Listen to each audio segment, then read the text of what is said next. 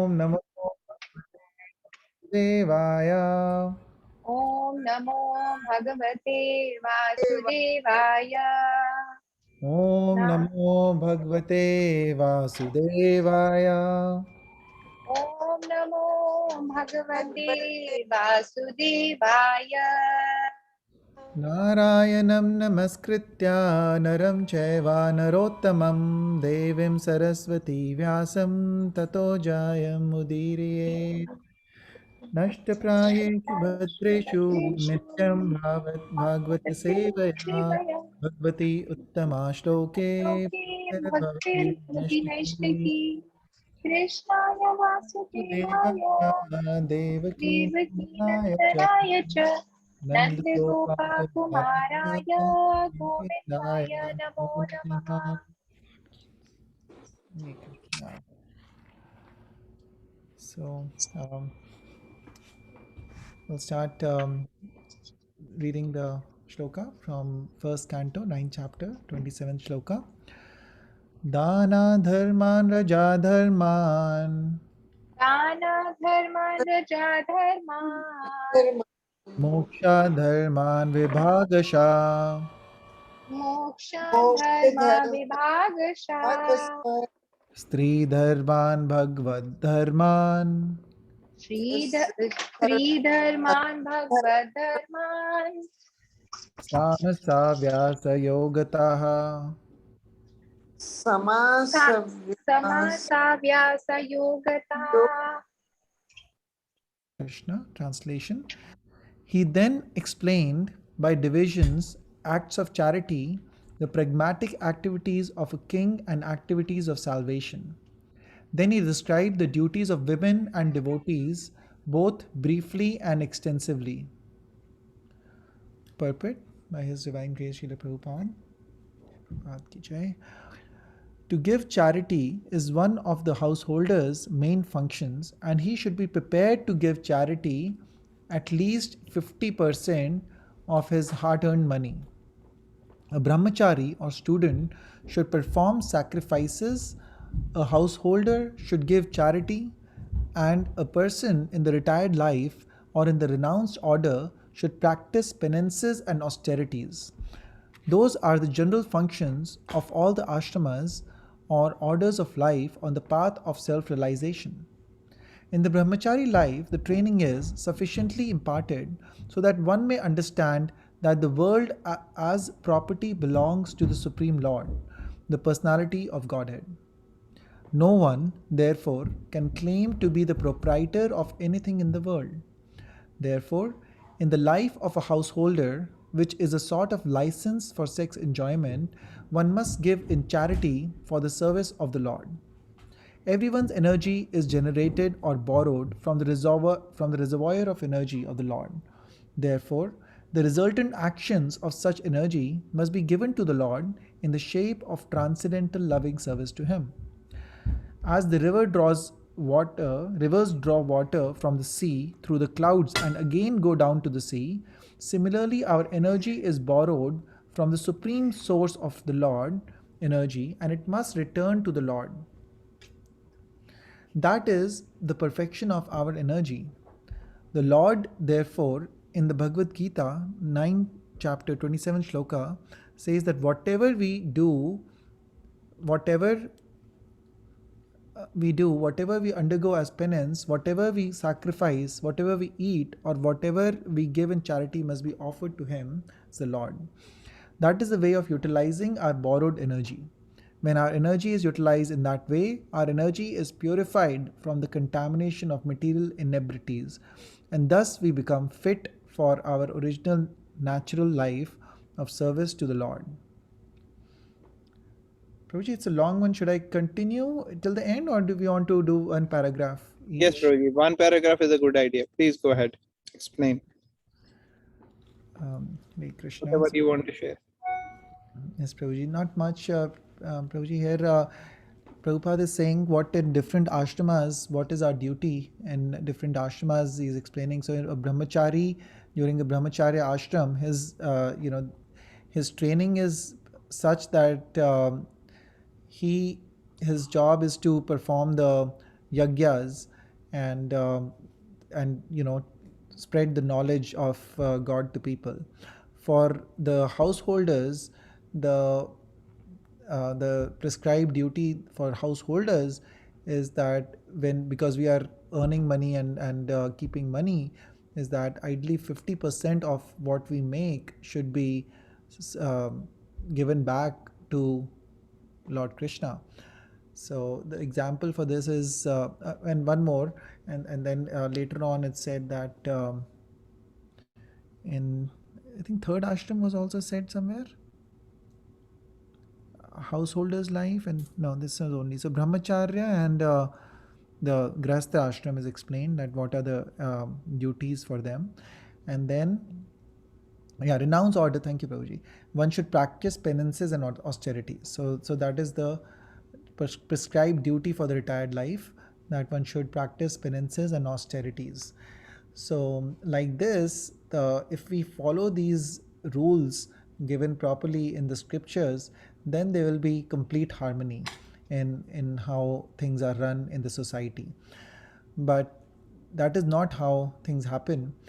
The way to do this is to understand, like just like example is given, that the rivers draw water from the sea, in terms of that when sea water evaporates, forms clouds, and that causes the rain, and then the water comes back in the rivers, and that river then finally reaches back into the sea. So that completes the circle.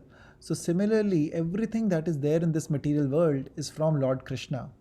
So nothing really belongs to us. So a grahastha, by when a grahastha is making money, it is actually Krishna's money, so it should be given back to him.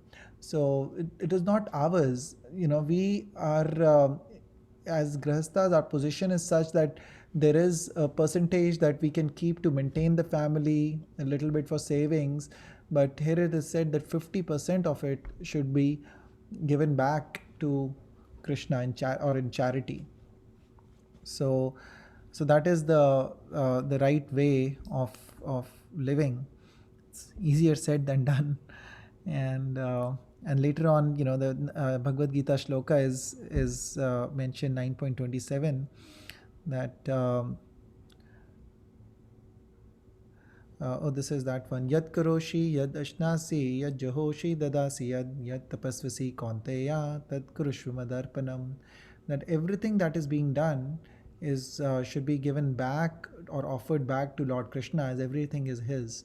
So that is the right way. Nothing is ours, it's all borrowed. So just like if we borrow somebody's some material thing from somebody, we are supposed to return it. So similarly, everything that we had is really borrowed from Krishna. So we should return it back to Krishna, or offer it back to Krishna. That is the right way of uh, going through the ashrams. Hare Krishna.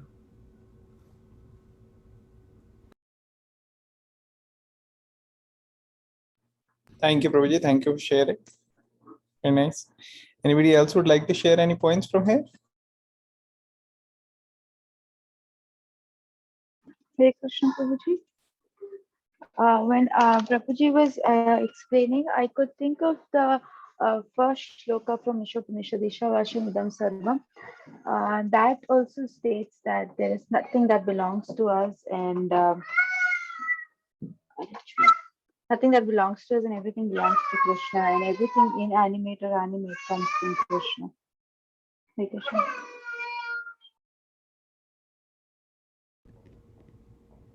Hare Krishna. Yes, Mataji. Thank you. Any other devotees have any thoughts about this they want to share? Hare Krishna. Yes, Mataji, thank you for sharing that nice shloka. Ansh will try to recite that. Ishavasyam, you remember? Ishavasya Vedam Sarvam. We forgot. No problem. Next, you can recite it for tomorrow's. Thank you. Please continue, Nirvipur.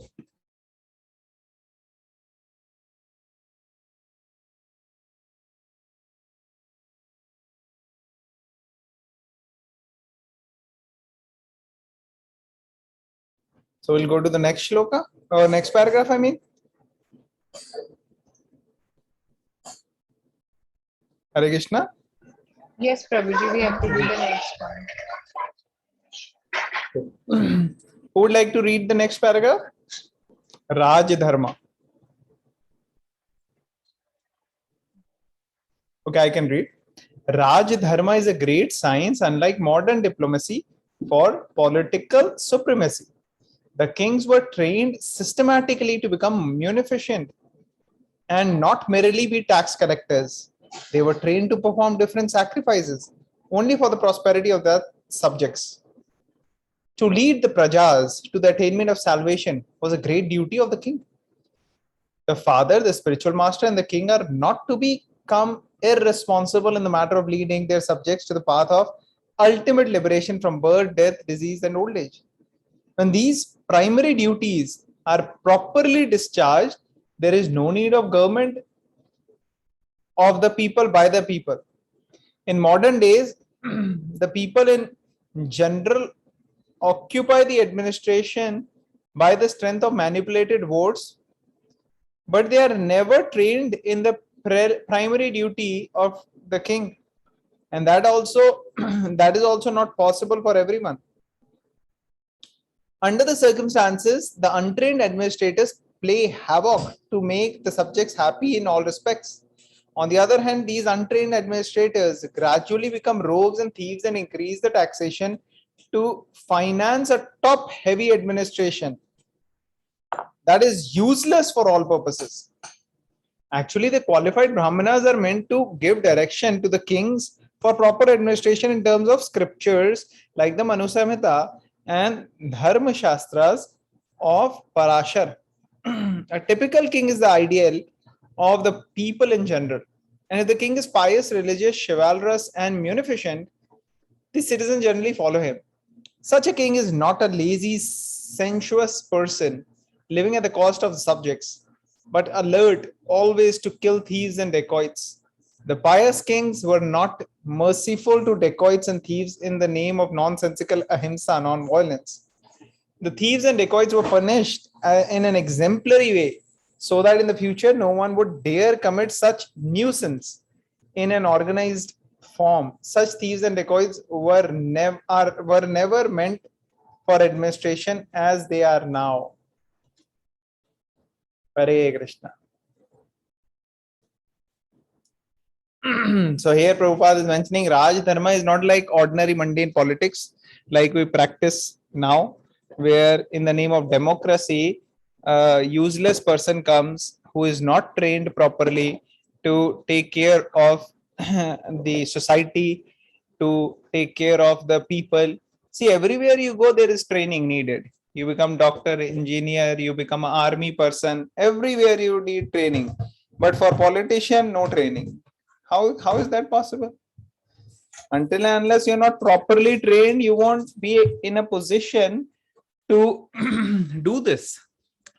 Just like we can see just in our short span of time when we have been exposed to Krishna consciousness, our life has changed. And now people are willing to themselves do something in the service of Krishna. They want to do charity, or they want to, speak about Krishna, or they want to do something which previously they were not doing. Previously, maybe just like society, everybody is running after money, prestige, position. So similarly, they must be running for those things in the past. But now, after coming in touch with Krishna consciousness, they've seen a positive transformation of some sorts, because of which now they are, earlier people were trying to exploit money from others, but now after coming to Krishna consciousness, they want to give money to the right cause, natural. So this is happening because of the training, because people are getting trained to practice Krishna consciousness.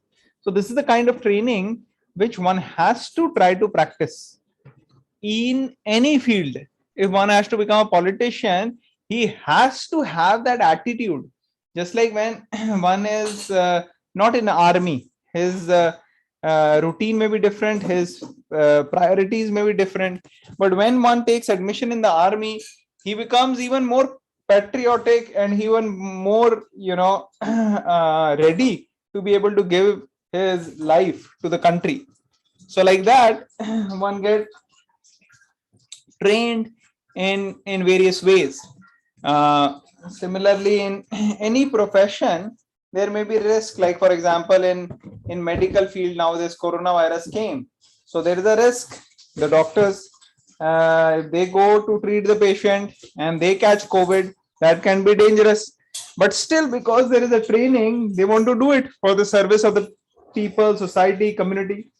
So similarly, politicians also have to have that training, to have that character.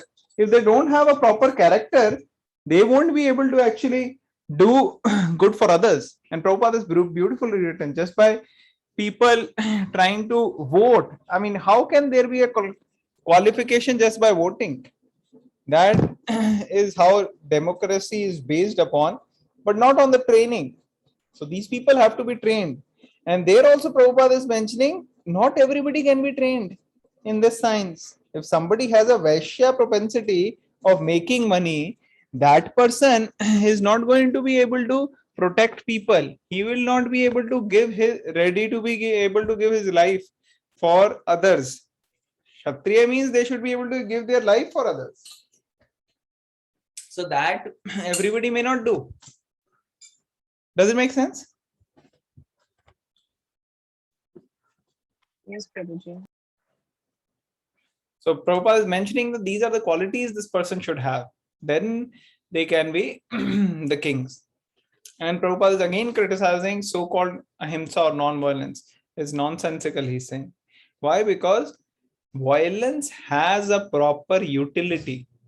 If somebody is causing violence to innocent people, then the king has to protect. I'll stop here. Thank you.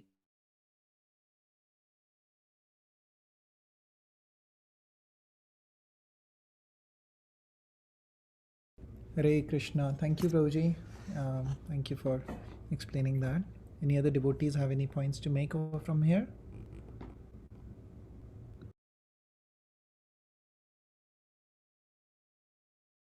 If not, we can go ahead and we can read the next paragraph. Somebody would like to read the next couple of paragraphs? I can read, Prabhuji. Please go ahead. Thank you. The taxation law. The taxation law was simple. There were no force, no encroachment. The king had a right to take 1/4 of the production made by the subject. The king had a right to claim 1/4 of one's allotted wealth. One would never grudge parting with it because, due to the pious king and religious harmony, there was enough natural wealth, namely grains, fruits, flowers, silk, cotton, milk, jewels, minerals, etc. And therefore, no one was materially unhappy. The citizens were rich in agriculture and animal husbandry, and therefore they had enough grains, fruits, and milk without any artificial needs of soaps and toilets, cinemas, and bars. Haribol. Yeah, it's true. But nowadays it's just opposite. Prabhupada is just trying to tell that is how this yuga in Dwapar and Satyuga, but Kali Yuga is absolutely opposite. The government asks for tax and everybody craves, and then they use for their own benefits. And in India, especially, in news, I used to hear that sometimes they are making some roads, otherwise they used to make it intentionally like holes in those roads so that next year they can get again the contract and keep doing the same work and charging. So yeah, but that yuga was different. The king was actually very pious, and they used to think about their kingdom, the people, their praja. So the praja also were very much willing to give whatever the king used to claim, because they was pretty sure that the Greek king will use that for their good, for their village, or for their country. The king would do good and use. But nowadays, this is absolutely opposite. The kings, those actually we choose, they take the money and then they make their own properties for their families. So I think that's all I can share here, but I'll read the next paragraph. The king had to see that the reserved energy of humanity was properly utilized. Human energy is not meant not exactly for fulfilling animal propensities, but for self-realization. The whole government was specifically designed to fulfill this particular purpose. As such, the king had to select properly the cabinet ministers, but not on the strength of voting backgrounds. The ministers, the military commanders, even the ordinary soldiers were also selected by personal qualification, and the king had to supervise them properly before they were appointed to their respective posts. The king was especially vigilant to see that the tapasvis or person who sacrificed everything for disseminating spiritual knowledge were never disregarded. The king knew well that the Supreme Personality of Godhead never tolerates any insult of his unalloyed devotees. Such tapasvis were trusted leaders, even of the rogues and thieves, who would never disobey measures were arranged previous to any attack by the in the orders of tapasvis. The king would give special protection uh, to illiterates, the helpless, and widows of the states. Defense measures were arranged previous to any attack by the enemies. The taxation process was easy, and it was not meant for squandering, but was for strengthening the reserve fund. The soldiers were recruited from all parts of the world, and they were trained for special duties. Hare Krishna. I don't know, it's just self-explanatory, but it reminds me of Dashrath Maharaj. Like in Dashrath Maharaj was such a he was such a big king, and he is such a big kingdom. But whenever his guru used to come, he used to pay so much respect to the gurus, and he makes sure that his children like Ramji and other children also follow the Guru Dharma. So that's why they used to go to the Gurukul and they used to learn how to lead the kingdom. So actually they used to learn all these strategies how to be a good kingdom from the tapasvis, from the brahmacharis. In this paragraph, Prabhupada is trying to say that the kingdom the king was very intelligent, used to be very intelligent, and they used to know that the Supreme Personality of Godhead will never tolerate the disrespect of his devotees. So that is why it was a rule to respect the tapasvis, and it was not by force, but people used to respect all the tapasvis because they used to consider them guru, and they were there to spread the message of God. And that is why in the Gurukuls we see Krishna also went to Sandeepni Muni's ashram to learn, despite being a supreme lord. But when he came as a Krishna, when he took avatar as Krishna, he also followed this rule to go in a Gurukul and learn. So in those yugas, there were no schools like nowadays, where there is no dharmic spiritual education to kids, and that is why we see what is happening. Kids are just becoming machines, and they just want to be they are just learning like machines, but they are not being taught these spiritual values. So despite of being human, we are not acting as a human. We are being taught to act like animals, because we are being told that you have to grow up, you have to earn, you have to do everything for your family, and then you have to contribute for the country. That's all we are doing. But as far as the spiritual value, that's just disappearing. So it's so important. I actually feel this now, especially in this country here, I feel this spiritual value for our kids is so important, because here we are living in a different culture. Although some of them are following Krishna consciousness, but not everybody.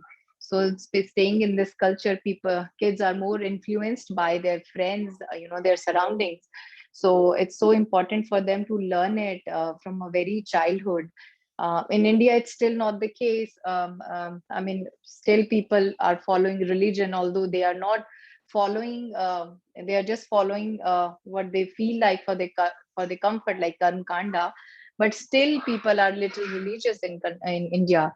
But here, it's altogether a different story. So I myself feel very fortunate that I came in contact of devotees like Prabhuji, Natasha Mataji, Nirbhay Prabhu, and all other devotees, Anisha Mataji. That I'm also being. I mean, I didn't have any knowledge. I saw my mom doing all this since childhood, but I was never had an inclination toward this. But maybe it's all because of Krishna's mercy that I came in contact, and I learned, and my life has changed, and there are a lot more changes I still expect. And but there are few which actually made my life very, very, very, very peaceful. And I'm able to give that to my children. I hope I'm able to give them, so that at least they remain human, and not physically, but they become the true human, like spread the message of Krishna, or apply this message at least for their own life, so that they can be peaceful. Hari Bol, Hare Krishna. Hare Krishna. Thank you, Mataji. Nice. Anybody else would like to share anything here?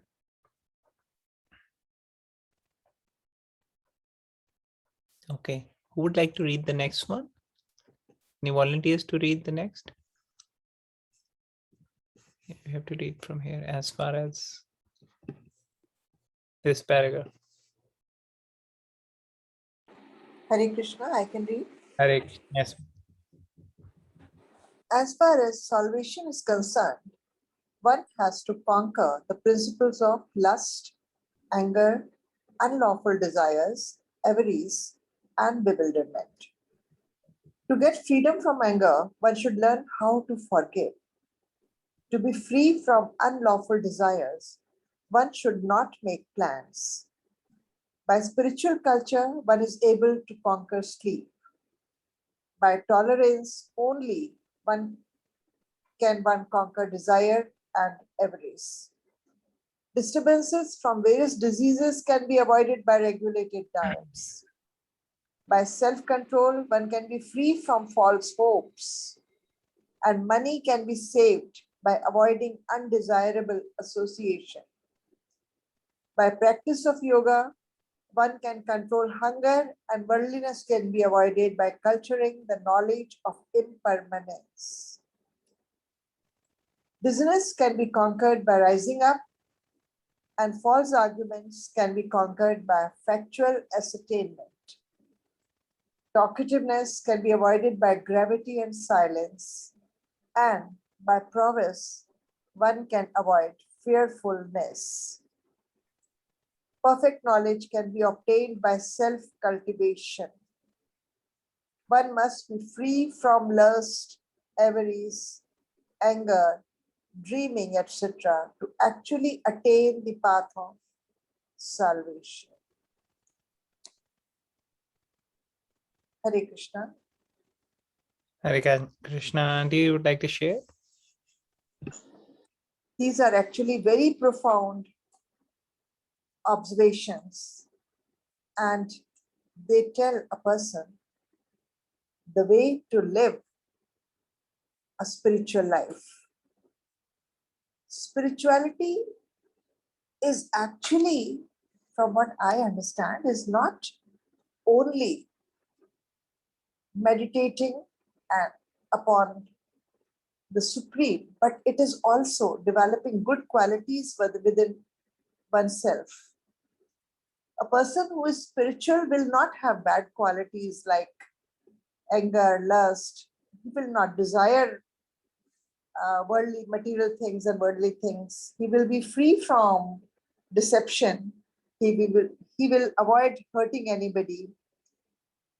That person will not have any false hopes that let me get this, I should get a bigger house, I should get bigger things. If my neighbor, he would not be envious of his friends and neighbors, like what they have, I should also have, or I should have better things than them.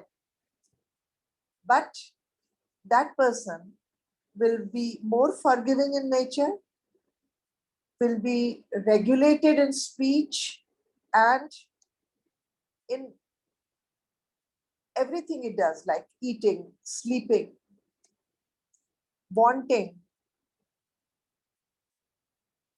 like in that shloka of Bhagavad Gita. Sorry, I'm not getting it. I just had it and I forgot. Like the certain adequate and a proper amount of eating, behaving. Yuktahara viharasya? Yes, sorry, but बिल्कुल दिमाग से निकल गया. युक्ताहार से विहारस्य युक्त चेतना. So that person will be regulated in everything that he or she does. So to be free from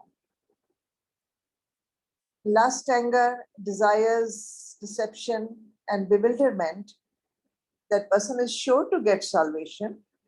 And if at the same time that person focuses on the Supreme Lord, he's sure to go to Bhagavad Dham.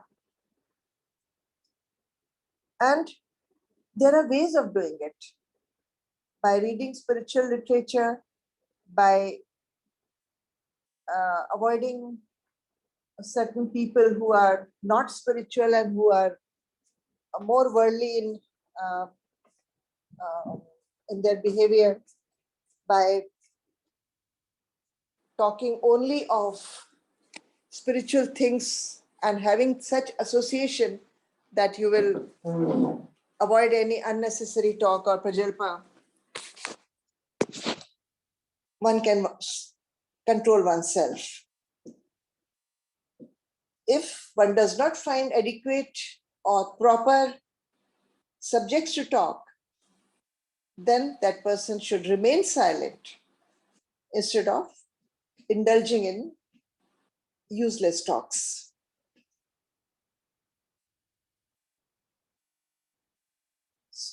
That's what I've understood. Please elaborate, because my understanding is very limited. Thank you, Auntie. Thank you for sharing. Very nice. Anybody else would like to share anything?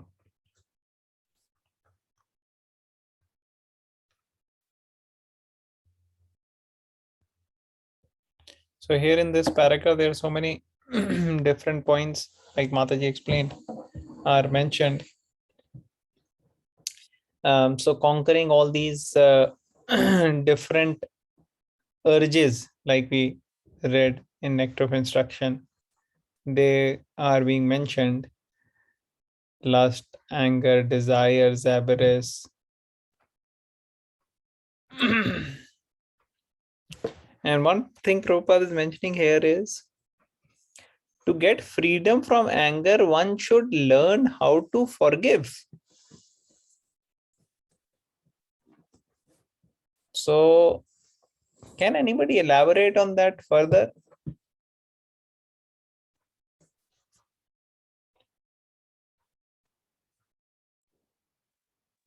Hare Krishna. Yes. It is like in a previous lecture, somebody said that when we were angry with somebody, we are carrying that hot coal in our hands. Correct. So it is like that only, that unless and until we learn how to forgive, we will not forget. Once we forgive, then only we will be able to forget and will not attract thoughts about how to take revenge upon that person. Yes, definitely. Very nice, Auntie. So, freedom from anger, one should learn how to forgive. So, if we are very good in forgiving, that means we'll be patient, we'll be tolerant, and we'll automatically be able to conquer the urges of anger. So, we have to start by practicing forgiveness. That is very nice. Like Yudhishthir Maharaj, he used to forgive anyone, everyone. Forgive. Anything anybody does, forgive. Like that. And then the other point, this can be confusing. Prabhupada is saying, free from unlawful desires, one should not make plans.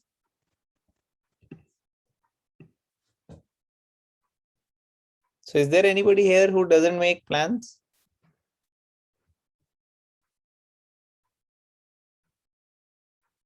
Prabhuji, we make plans, but not to make plans.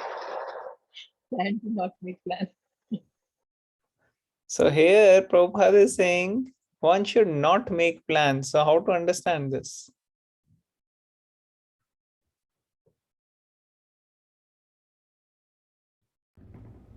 Prabhuji, does it mean that if we make plans, then we are thinking about it too much, and then more we think about it, then we get attached. That so is it like that one should not make, to be free from unlawful desires, one should not make plans. So this is like material plans. So trying to get more, if basically if there is lust for anything, for any material desire or anything, then you start making plans to try to obtain that, and that our all energy, mind, everything gets focused on that. And when that is not done, then we get angry. So that's what I understand, Prabhuji. Thank you, Prabhu. Very nice. Yes. So difficult to understand actually how to not make plans, but basically plans for sense gratification. Most of our plans, directly or indirectly, are actually directed towards sense gratification only. The mind is always thinking how I'm going to get this sense gratification, that sense gratification.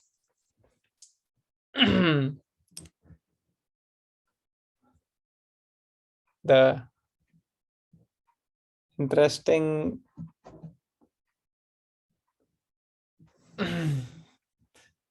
I was going to give an example, but I'm going to skip it just for now. But the point is, when we plan to have sense gratification, then we get into the mindset of, like we discussed, lording over material nature or enjoying mentality separate from Krishna.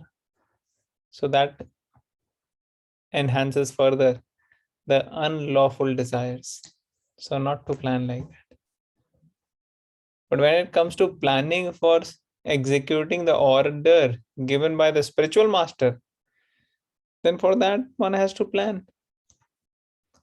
So that is how I am understanding this particular statement, that unlawful desires one should not plan. One should procrastinate when it comes to sense gratification. Mind says, let's do this. We should suggest the mind, okay, yes, we'll do that, but not right now, little later. Like Haridas Thakur told the prostitute. Yes, prostitute went to Haridas Thakur. She was given money. Just go entice him. And then once he is doing all the bad activities, we'll all witness it and tell that he did all of this. She went for 3 nights. Haridas Thakur First night told, oh, I have to chant my rounds. You please come. You please wait. So she waited and kept hearing Hare Krishna, Krishna Krishna, Hare Hare, Hare Ram, Ram Ram, Hare Hare. Whole night she heard this. By the next morning, Haridas Thakur said, oh, sorry, I could not finish my rounds, but I'll try to finish next day. So she came again next day, again whole night, kept chanting. Then third day, she again came. And finally, she totally, after hearing Haridas Thakur chanting, she became totally transformed and she became Krishna conscious. And she revealed the truth and begged for forgiveness. And Haridas Thakur initiated her. So this is how Haridas Thakur was telling, okay, little later. So we can postpone those things which are not very essential at this time. And especially if they have even a tinge of material desire. Of course, for most people, it is a lot of material desire. Mainly, it is 99.99% material only. Maybe very little spiritual desire. So, then focus on the spiritual desire. We can do take those first. Okay, let's do this. And then Prabhupada is saying, by spiritual culture, one is able to conquer sleep. So one sleep is when we are actually sleeping, Swapna and Sushupti. But then the other is ignorance also. So the more we can get Tamsoma Jyotir Gamaya, right? From ignorance come to light. So from spiritual darkness come to spiritual light. The more we'll be spiritually awake. And similarly, when we have a spiritual culture, like Srila Prabhupada, they were not wasting time in sleeping. Shad Goswami is not wasting time. Acharyas are not wasting time. Prabhupada's followers, disciples are not wasting time. But we are still very much attached to sleep. So the more the spiritual culture can come, the more we'll be able to overcome this. And by tolerance, only one can conquer desires and avarice. So what does Bhagavad Gita says? Apuryamana machala pratishtham. Anybody remembers this shloka? Apuryamana machala pratishtham samudramapa pravishanti advat tadvat kamayam pravishanti sarve shashanti mapnoti na kama kami. Bhagavad Gita, 2nd chapter. Krishna is saying that so many rivers are entering into the ocean. Similarly, so many desires enter into our heart, right? And self-realized person, just like so many rivers enter the ocean, ocean is always steady. Ocean is not overflowing. Arey, so much water came to me. Now I have to overflow. No, it's steady. But if a small water body gets so much water, like a small pond or a lake gets so many rivers are flowing into that, then it will overflow. Like too much rain happens, all the rivers get flooding. In China, so much flooding is happening right now, right? So many places all over the earth, different countries, even in Europe, so much flood came. Why flooding happens? Because it's not very deep. These water bodies, rivers, they are not so deep. More water comes, then they flood. But ocean, unlimited water is coming, practically. It appears unlimited, but it's limited, but it's almost unlimited. So what to say of our own mind? So many desires entering into the mind.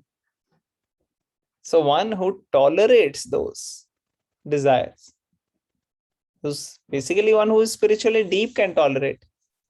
If we are not spiritually deep, mind will say one thing, immediately we'll do that. Mind says, "Arey, wo khate hain." See, the hand will go automatically and the thing will be in our mouth. We won't even realize that it has gone in our mouth. Sometimes those who are obese, fat people, you ask them, what all do you eat? So sometimes they say, oh, we don't even eat it. No, we hardly eat. Only one time a day we eat, and that too, sometimes we don't skip. Why? Because they themselves don't notice. The hand goes, they start putting things in mouth. The hand goes, they start walks, legs start going to the kitchen, to the fridge, things start going in the mouth. This happens actually. So this is all because of the desires. So many times sense gratifying desires, they act on us in such a strong way we don't even realize. That's why the great acharyas, the great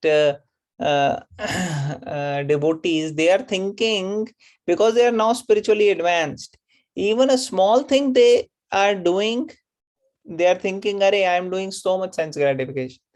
Like even if they are eating prasadam, they think, oh, I'm eating whole day, even if they had one meal.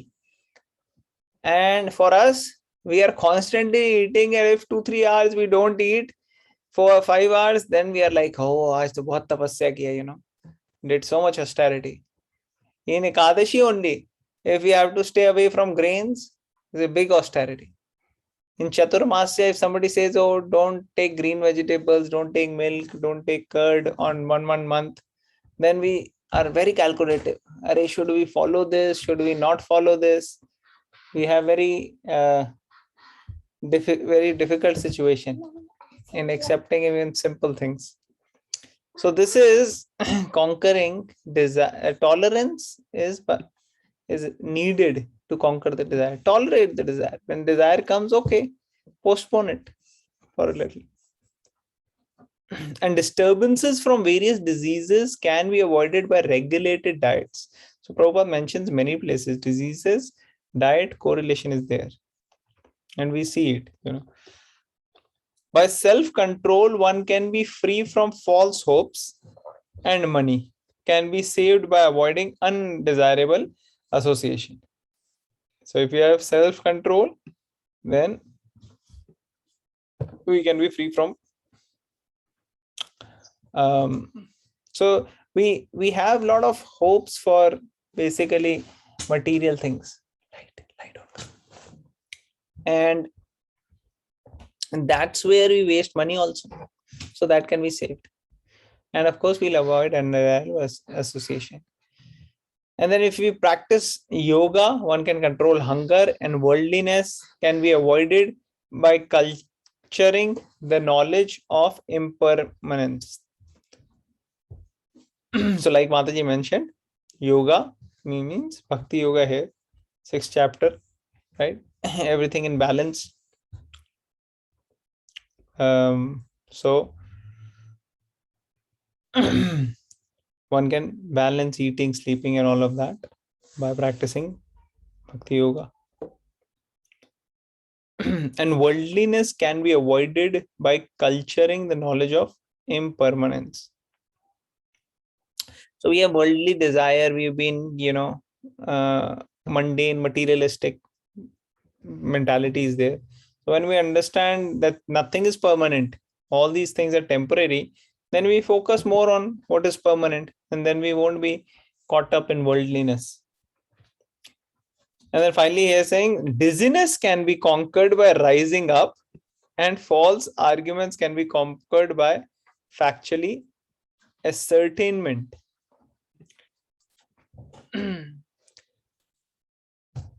I think we are already running short of time, so maybe we can elaborate these later. I'll just read.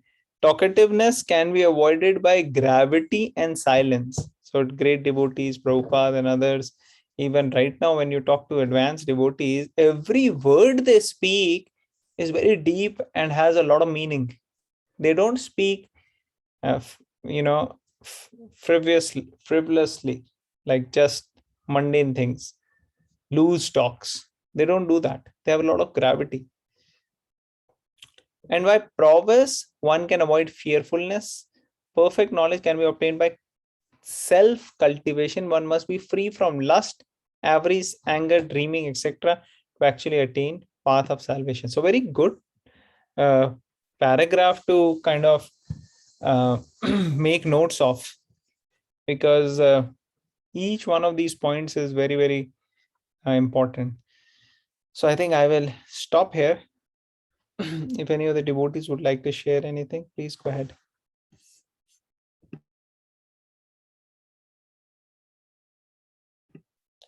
I think the next two paragraph can we read tomorrow, because I don't think we have time. And this is the only shloka we did today, right? Couldn't complete it. Is it okay if we do the next two paragraphs tomorrow? Yes, Prabhuji. Okay.